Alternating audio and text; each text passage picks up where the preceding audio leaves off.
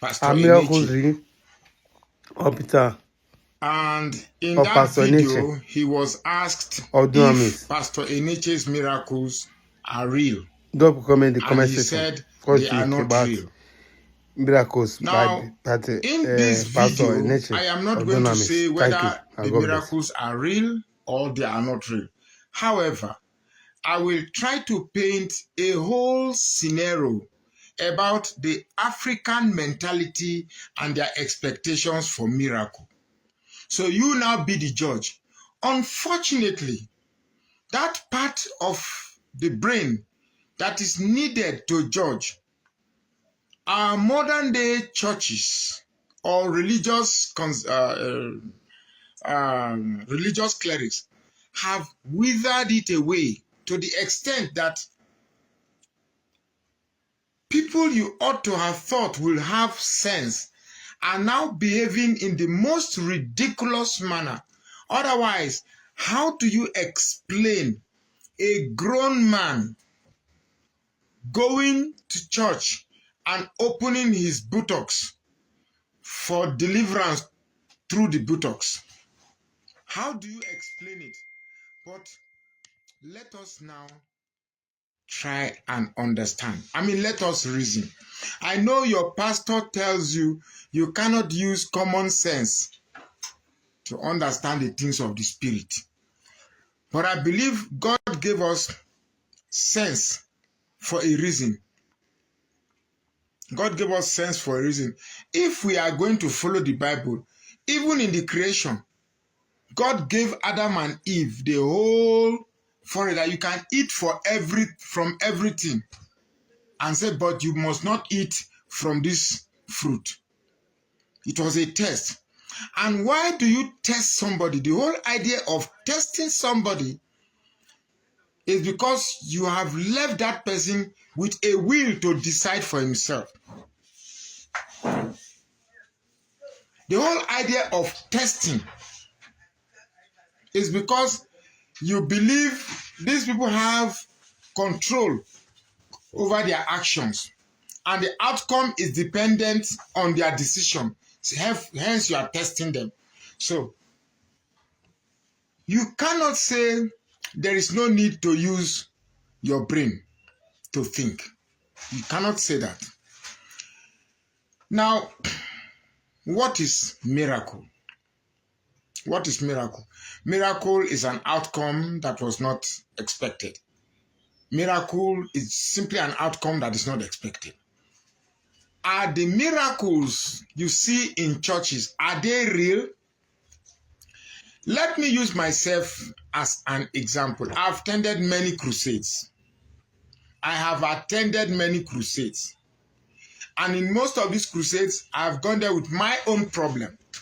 That man will come feeling sukwa one time. What be name? Narian Bonke. Rehad Bonke was in Jos some years ago. I went there.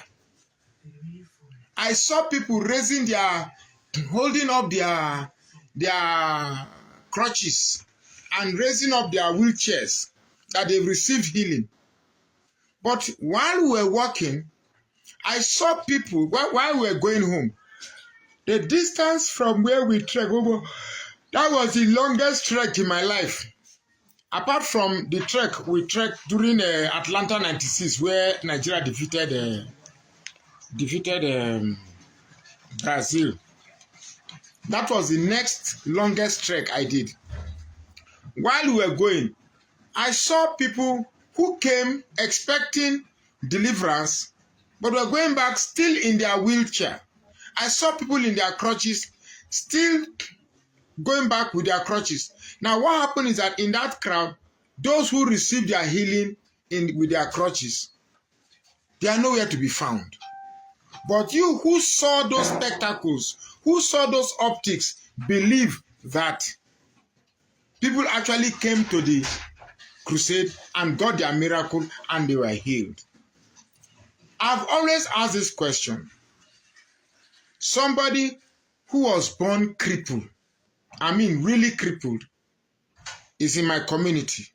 And suddenly attends a crusade and comes in healed, he now walks.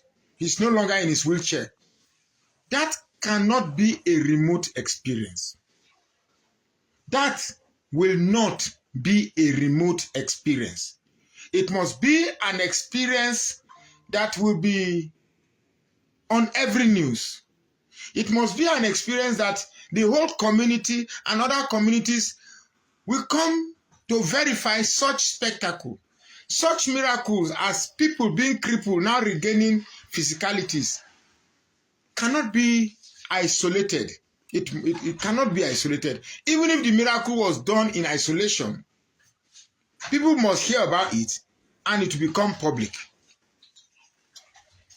Now, Auntie Aduni made a point. She said, why, since you have the power to heal, there are people in the hospitals, there are people in front of the mosques, there are people everywhere that have genuine, identifiable sickness. Why are these people not candidates of these healings? Now, the problem I've seen is that a lot of people, particularly in Africa, have a void that has no meaning if you do not put religion in it. You have a void and you believe that to make your existence have a meaning, you must identify with a religion. Whether it's Islam or Christianity, you must identify with one. Now, before I go further, let me address the guy who said that I don't have followership. Of course, I cannot have followership. In fact, if I'm having a lot of followers, I'll be surprised because the type of topic I take on are not topic that will draw crowd. He used VDM as an example. I said, let VDM declare his support for Peter Obi today. Supporters of Tinubu will leave him. Or if he declares support for Tinubu, supporters of Peter Obi will leave him.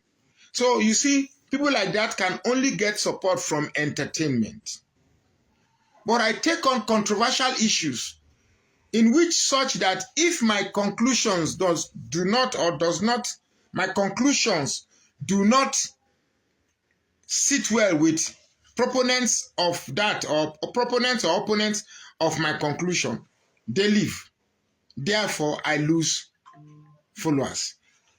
I've noticed in the last 2 months, there's a steady decline in my followership. That is not because I have lost touch in my analysis. That is because certain people who have long been, enslaved to a certain perspective do not feel comfortable with my conclusions. So I'm so sorry that I cannot say things to please you to remain with me. I have to say things from the way I view it. But trust me, I could be wrong. I'm not exactly correct. And I open myself up for correction. If you see where I'm wrong, please draw my attention. Say, I don't agree with this place. I will read it. If you make a superior point, of course, I will come here and say, no, that thing I said, I got a superior argument and it is more superior to my own argument. I will cave in. What we are doing on this channel is not to destroy Christianity. It's not to attack Christianity. It's not to attack men of God. You get me? It is rather to provide sanity in the practice of Christianity in Nigeria. Now, I've noticed that a lot of Africans have a void. Have void, fear, greed, superstition, and what again? Hollow. These things make a lot of Africa perfect candidates for these thieves that pretend to be man of God. For starters, 90, and I'm being modest when I say 90%, 90% of these so-called men of God you see don't have the power they claim to possess.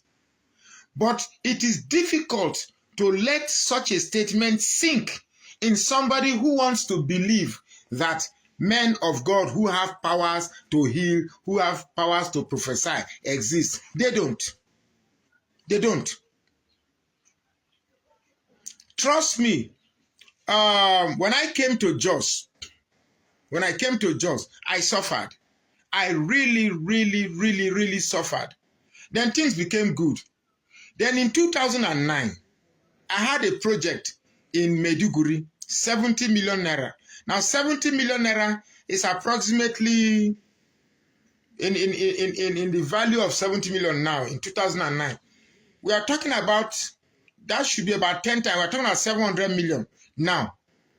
So I had that project. And the cost I would have used to establish that project could not have been more than 3 million or 4 million from that money. But something happened, Boko Haram struck, and